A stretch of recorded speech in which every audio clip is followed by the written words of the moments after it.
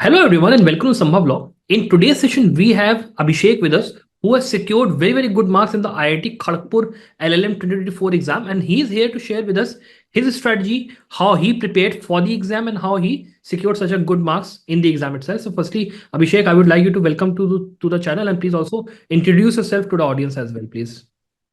First of all, thank you, sir. Thanks for inviting me here on your YouTube channel. I think some of my friends and also my senior told me about Sambhav Law channel. So I basically, when I was preparing for the CLAT PG exam and various other exams, so I really was very confused at what courses I should refer to and what other subjects I should go for. So I that time one of my senior told me about your channel that Sambhav Law mock test series is very good, and you can refer to that series because they offer like subjective mock also and other the full-fledged mock of CLAT PG and IIT Kharagpur and other exams. So I referred to your mock test series. There I like in touch with you also, and I referred to all your videos there because I am a person kind of that who research a lot. So I kind of save a lot of time because of your videos first. So I would like to give thanks to you first for making us educated and making us aware about the competition exams. Thank you very So much. now I would start with my introduction. So my name is Abhishek Pandey, and after 12th, I did my engineering in from the Albert University, Agra, and thereafter I switched my career because at that times I really thought that engineering is not my cup of tea, and I thought that I should really change my career. So I changed my career to law, and I gave the entrance of University of Lucknow and get through it, and opted admission in University of Lucknow for 3 years. And in the final year, I thought to go for the academics only. So I wrote CLAT PG exam and IIT Kharagpur exam. Okay. So currently, I'm pursuing my LLM. Yeah. So accordingly, Abhishek, I will come to my first question regarding IIT Kharagpur. So while you gave the exam in year 2024, so can you remember as to what were the questions that were asked and what was the paper pattern itself? If you can tell us something about that. So, sir, I would say that there are 100 questions first, and there is no negative marking. So, the student who are focusing on IIT Kharagpur exam have to focus that there are no negative markings, and also they have to attempt the whole exam pattern. So, basically, the exam syllabus are they offer three specialization, which are IPR, international law, and criminal law. And I think from this year onwards, they must be offering constitutional law also. So you have to focus on these four subjects first because these are the important subjects, and one should go through all the like acts and sections of these basically subjects. So then there is company law, which is important. There is labor law, which is important. There are other subjects which are like arbitration. There is jurisprudence, international law also, and contract law also. Yeah. So these are the major chunks of subjects which they ask in. And if I tell about the strategy and the paper pattern also, like the most of the questions are from the IPR, international law, labor law, company law. Mhm. So at first, I would like to say that the students who are focusing on this the IIT Kharagpur exam have to focus on basic IPR terms, like what are the theories of IPR, what are the like theories, utilitarian theory, labor theories, social planning theories. These are the theories. So one must aware about these theories.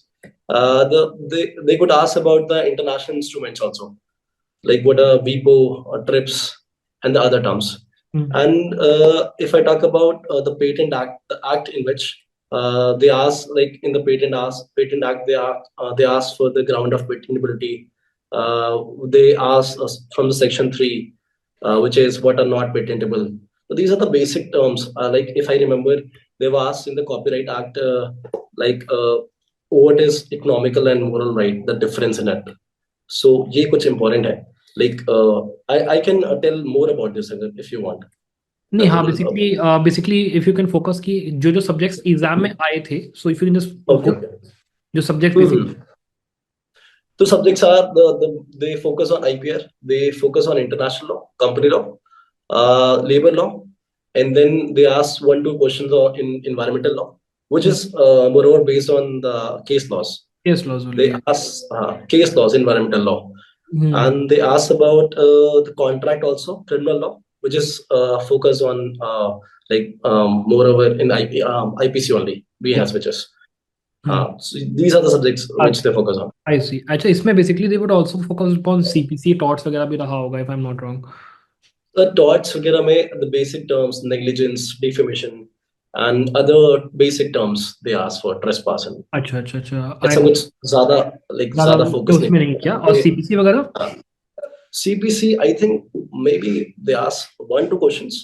ऐसे आप अगर छोड़ भी सकते हो उसको, ऐसा कुछ ऐसे, it's not very important. I see. And उसके अलावा if I talk about labor laws और ये सब कुछ? Labor law में they ask for the retrenchment, layoff, lock in, lock out. These basic terminology. Closure. Closure. मतलब basically the main focus should be upon IPR, criminal laws, constitutional law, environment, and these type of company law and these subjects. ये important है. International law में the students can go for basic law of sea. International human rights law भी थोड़ा सा देखना पड़ेगा आपको उसके लिए मेरे ख्याल से. तो वो 1-2 questions आ सकते हैं, but it's not like बहुत ज्यादा focus करने की जरूरत नहीं है. Like if we have 3 months now, I think मार्च में होता है एग्जाम. मतलब मार्च के मिड में रहेगा तो अराउंड 2.5 2.5 or 3 months होंगे. तो अगर if you have prepared for the CLAT PG, then तो आप prepared हो. Otherwise you have to focus on like these subjects only. ऐसे कुछ ज्यादा नहीं करना. Law and सही बात है. And that too also, like if I talk about कि जैसे हर साल पैटर्न डिफरेंशिएट करता है, like last year when basically इसके पहले था तो उसमें they had focused more upon the constitutional part, IPR वगैरह पे रहा था, but there were certain subjects जो कि चेंज हुआ फोकस उनका. तो मुझे लगता है कि जो आपकी होलिस्टिक प्रैक्टिस, होलिस्टिक अप्रोच जो होती है कि हर सब्जेक्ट जो आप कर रहे हो उसको आप डिटेल में करिए, बेराक बेस्ड अप्रोच होनी चाहिए और केस लॉ बेस्ड अप्रोच आपकी होनी चाहिए, और इलस्ट्रेशंस पे आपको जैसे आईपीसी और इन सब जैसे सब्जेक्ट्स होते हैं उन पे खास ध्यान होना चाहिए. यस, आईपीसी में they ask from illustration only. Like वो थेफ्ट क्या रहे पूछ लेंगे, they will ask from illustration only, they will ask from robbery, asset, assault, criminal assault. तो ये फिर वो पूछते हैं on the basis of illustration only. They don't ask like bare provision and all. Yeah. ऐसे the exam is very easy, so they do not ask that इतना conceptual knowledge नहीं पूछते हैं. they ऊपर से ही पूछ सकते हैं, section ही पूछ लेते हैं कभी. तो ऐसे it's not that easy, it's not that difficult, but easy. तो उसका ये रहता है कि because of like the competition is high, because the जब मैंने exam दिया था they was like practicing advocate जो मेरे adjacent बैठे हुए थे. तो ऐसे में देख रहा था कि the students who come is like they are very like intelligent, काफी they have like experience, and उसके बाद they are trying to pursue LLM from there. तो उसकी एक चीज आ जाती है. and मेन चीज अभिषेक ये भी देखने वाली होती है, जैसे कुछ चीजें मैं आपको वो करूंगा. लाइक फर्स्ट ऑफ ऑल जो पेपर पैटर्न है, the paper is of 120 marks this time around. तो एक चीज वो है. इसके अलावा if you look at the website also, they have basically rebranded their website somewhat, जो पहले नहीं, इस बार पहली बार किया. तो उसमें 3 ही स्पेशलाइजेशंस इस बार भी हैं. तो international law, criminal law and the IPR 1 is only. मुझे लगता है उन तीनों पे फोकस ज्यादा रहेगा. और इस बार मुझे नहीं पता, आई थॉट कि वो कॉन्स्टिट्यूशन नहीं, कॉन्स्टिट्यूशन नहीं है, वो है. एंड इसके अलावा ये भी है कि जो तीनों नए लॉज हैं, जैसे आईपीसी के अंदर BNS, BNSS, BSA, इसके ऊपर इस बार आएगा because of syllabus itself says कि बार काउंसिल रिकग्नाइज्ड आपका जो भी सिलेबस है वो होगा. तो bar council they have told कि हाँ भाई IPR इसके अंदर, सॉरी, पेपर के अंदर they will ask for BNS, BNSS, BSA. तो ये तीनों तो इस बार आएगा ही आएगा. तो दे आई थिंक सो कि एक जो ट्रांजिशन होता है कि आईपीसी और इसमें बीच में क्या मतलब सिमिलैरिटी है, क्या डिफरेंसेस है, इसके ऊपर मेरे फोकस जाना चाहिए. आपका इसमें मतलब क्या कहना है? सर बिकॉज उनका पैटर्न सेम नहीं होता, बिकॉज दे अभी ये वेबसाइट पे अपने मॉक टेस्ट दे देते हैं. हाँ, they are not, I think they are not that reliable, because मैंने जब लास्ट टाइम किया था तो they are very different from the real exam जब दिया था. तो सैंपल वो फिर इनका, हाँ, that sample is not that reliable कि आप उसके बेसिस पे करके चले जाओ, बिकॉज वो उसमें ज्यादातर IPR के थे and they have asked from all the subjects ऐसे एग्जाम में. तो अभी मैं ये बोलूंगा कि जैसे आप पूछ रहे थे BNS और IPC का, वो ऐसे ये लोग कर रहे हैं कि ऐसे, तो ऐसे डिफरेंस पूछ सकते हैं कि ऐसे थेफ्ट पहले 378 में था तो अभी ये कौन से में हो सकता है. तो इस तरीके से कुछ क्वेश्चन आ सकते हैं. मतलब मेरे को बहुत ज्यादा आइडिया नहीं है अभी क्या करेंगे ये लोग. बट हाँ, ये ऐसा कुछ हो सकता है कि ये लोग BNS और BNSS और BSA कैसे करके दे सकते हैं। So, that is basically big possibility, ये लोग इस बार ऐसा कर सकते हैं। अच्छा, apart from that Abhishek, if I talk about कि जब आपने खुद तैयारी करी तो आपने ऐसे कौन कौन से सोर्सेज यूज करे, किस तरीके के चीज़ों को रेफर करा, कैसे आपने वो किया? Sir when I was preparing for this CLAT PG exam, तो मोर मैंने सारे सब्जेक्ट्स ऑलमोस्ट कर लिए थे। तो because they do not ask more like contemporary case laws, तो I was aware about contemporary case laws also, landmark cases also. तो इतना मेरा प्रिपरेशन हो गया था, बिकॉज जिसने आई थिंक जो स्टूडेंट ने तैयारी कर चुका है क्लैट पीजी की, एंड स्टिल वो गेट थ्रू नहीं हुआ है, हम्म। और अगर वो चाहे तो वो भी क्रैक कर सकता है आराम से, because paper is very easy. और उसके बेसिस पे क्या होगा कि आप अगर ऑलरेडी प्रिपेयर्ड है तो बहुत आराम से there is a one guide universal की आती है और सिंगल्स की आती है। तो हम्म। उसमें ऐसे एमसीक्यू दे रखे होते हैं, अगर वो कोई करके चले जाए सारे सारे नहीं तो कुछ तो करके चले जाए, तो आई think they will easily get through. And talking about the sources, so I've referred your mock test series जो कि क्लाट में बहुत हेल्पफुल थी, और सिमिलरली फिर with the IIT Kharagpur also, because hmm. वो ओवरऑल आई थिंक ये सारा था उसमें, आईआईटी खड़गपुर का भी था। हम्म। तो और सब्जेक्ट वाइज था तो थोड़ा सा इजी हो गया हाँ। कि करना, कि सब्जेक्ट हाँ। वाइज है तो मैंने हम्म। कर लिया इंटरनेशनल लॉ या फिर आईपीआर कर लिया। जी। तो ये थोड़ा एडवांटेज था वहां पर कि हम्म। सब्जेक्ट वाइज आराम से कर लो। तो सोर्सेज आपने भी कुछ दिए थे, मटेरियल था आपका भी पोर्टल पे, तो जी। वो भी एक बढ़िया सोर्स था। बाकी मैंने अदर एक कोचिंग कर रखा था, उससे भी मैंने थोड़ा सोर्स वो हाँ। यूजफुल हाँ। रहा जी। आईटी जी। खड़गपुर में। हाँ। ओके। तो अच्छा, इसके अलावा अभिषेक मैं बात करता हूँ, जैसे मान लीजिए पेपर के बारे में, तो देर आर सर्टेन थिंग्स जो कि हमें देखने वाली होती हैं, क्योंकि जैसे इस बार जैसे आप स्ट्रक्चर देखोगे एग्जाम का, तो जैसे जो लोग सबसे ज़्यादा मार्क्स स्कोर करते हैं उन लोगों को केवल इंटेलेक्चुअल प्रॉपर्टी राइट्स का आपका वो मिलता है, अपना जो स्पेशलाइजेशन है। बाकियों को फिर इंटरनेशनल लॉ और फिर अपना क्रिमिनल लॉ की तरफ वो करते हैं, फोर्स करते हैं कुल मिला के कि आपको लेना ही पड़ेगा।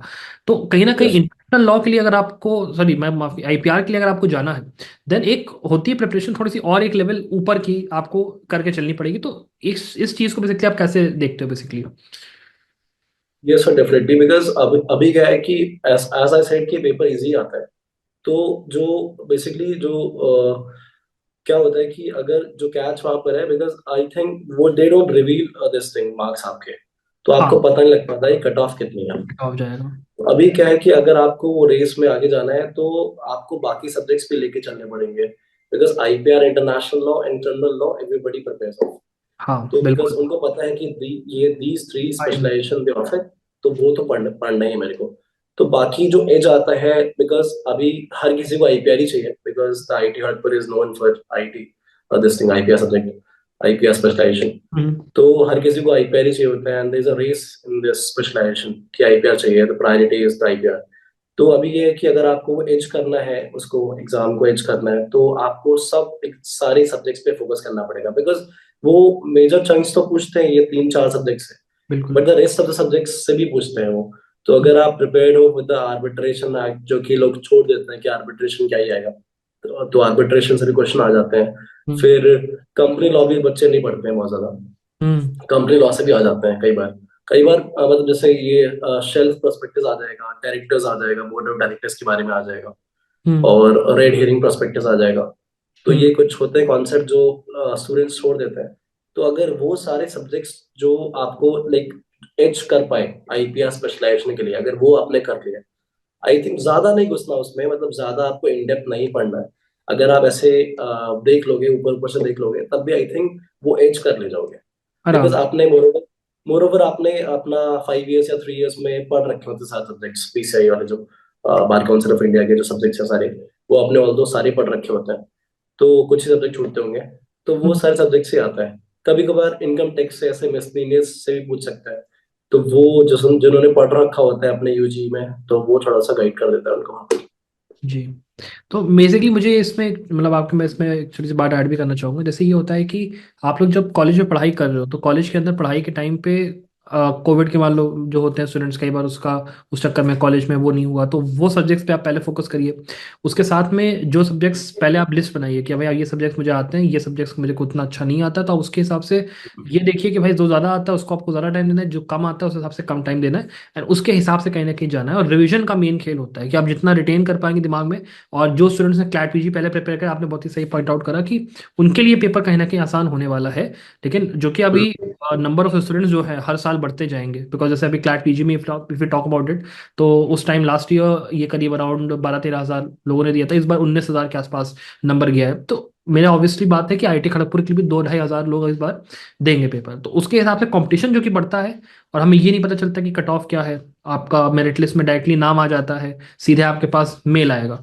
तो वो सब जो चीज़ें होती हैं ना, वो थोड़ी सी यहाँ पे बनाती है इस एग्जाम को कैसा कि तैयारी कर रहे हो, एग्जाम दे के आ रहे हो, बट कहीं ना कहीं यार ठीक है, मतलब दिया है एग्जाम, क्या होगा उसका कोई कुछ क्या खास कह नहीं सकता, it is all based upon अब काइंड ऑफ लक पे, तो ये सारी चीज़ें मतलब मैटर करती हैं।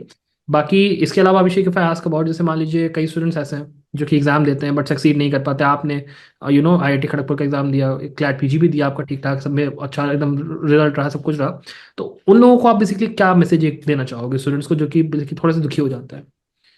So say I was a engineering student, so I was it was a dream come true when I get through the IIT Kharagpur exam. So I was like because एक engineering student का dream ही होता है to get into the IIT college. तो ये है फिर ये था कि when I entered this exam I was very happy कि चलो ठीक है IIT खड़गपुर हुआ in terms of law, चलो ठीक है। लेकिन ये है कि ऐसा नहीं कि फेलियर्स नहीं होते हैं लाइफ में, फेलियर्स बहुत सारे होते हैं बिकॉज मैंने भी कई सारे एग्जाम दिए, even I gave IIT exam तो इंजीनियरिंग के टाइम पे, तो अब मैं गेट थ्रू नहीं कर पाया। तो फिर यही होता है कि ऐसे निराश नहीं होना, because there are other exams also, if not IIT Kharagpur there are other exams also. Hmm. तो ऐसे प्रिपेयर करते रहना है, और अगर क्लैट पीजी भी अच्छा नहीं हुआ है, अगर नहीं हुआ तो this is the exam, like you can get through. और ये काफी prestige university in terms of IPR. तो अगर बढ़िया अगर आपको एज करना है तो you have to focus like on the miscellaneous subject also, and also there are other exams also, तो उसके लिए भी पढ़ सकते हो अच्छे से। बट यही है कि आपको ऐसे हिम्मत नहीं हारनी है, और बिकॉज इस आई थिंक इस एग्जाम के लिए ऐसा नहीं है आप गिव 7-8 आवर्स ऑफ स्टडी। अगर हम्म। आप 1-2 घंटे दोगे तो बट द क्वालिटी स्टडी, तो हम्म। फिर आप गेट थ्रू कर लोगे। तो जी। ये इम्पोर्टेंट है कि इट्स इम्पोर्टेंट कि to give 1-2 hour of study, but that should be the qualitative quality. the qualitative study। ऐसा ना हो कि आप ज्यादा पढ़ लो और 7-8 hours पढ़ रहे हो बट वो क्वालिटी नहीं ला पा रहे हो अपनी पढ़ाई सही। में। फैक्ट ये फैक्ट। एग्जाम उसी के बेस्ड है कि आप हाँ। क्वालिटी पे फोकस करो rather than like focusing on more number of time, giving time time for the सही, study। एकदम सही बात है। तो मुझे लगता है ये बहुत ही हाँ। इंपॉर्टेंट बात आपने यहाँ पे शेयर की है। And apart from yes. That मुझे लगता है कि जो स्टूडेंट्स अभी इस बेसिकली सेशन को देखेंगे, बेसिकली उनको काफ़ी बेनिफिट होगा इस चीज़ का कि पेपर कैसा गया, प्रिपरेशन कैसी होनी चाहिए, किन चीज़ों पर फोकस करना है। इसके साथ ही मैं I would like to thank you Abhishek कि आपने टाइम दिया और आपने स्टूडेंट्स के साथ अपने जो भी व्यूज़ थे वो सब शेयर किए, काफ़ी बातें शेयर की। Thank you very much for that, and I thank wish you sir. For your future. Thank you very much.